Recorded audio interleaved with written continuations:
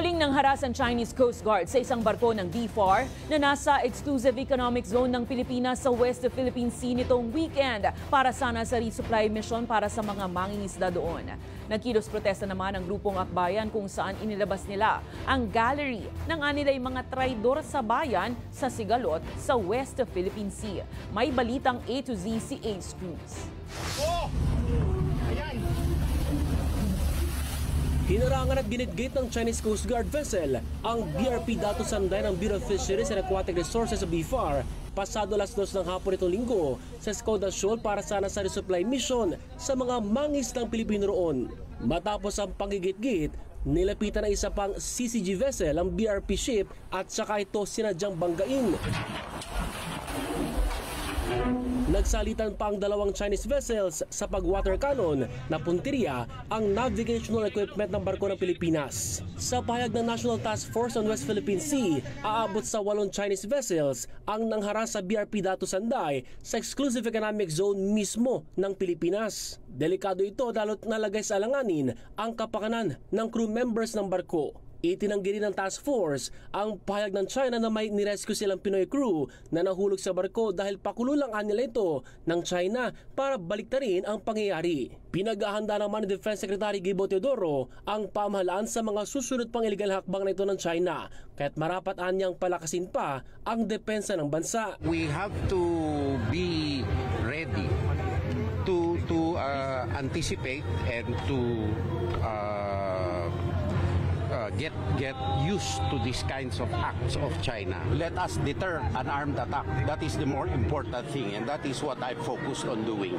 Let's make ourselves strong enough so that that does not happen. Ayon sa Armed Forces of the Philippines o AFP, magpapatuloy ang deployment ng tropa sa West Philippine Sea alinsunod sa marching order ng Pangulo. Yun po ang importante, yung presence natin.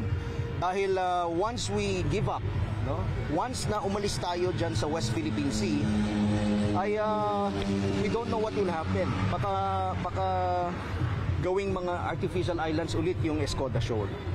Kaya kailangan nandun tayo. Kinundina naman ng ibang bansa ang panibagong pangaharas na ito ng China.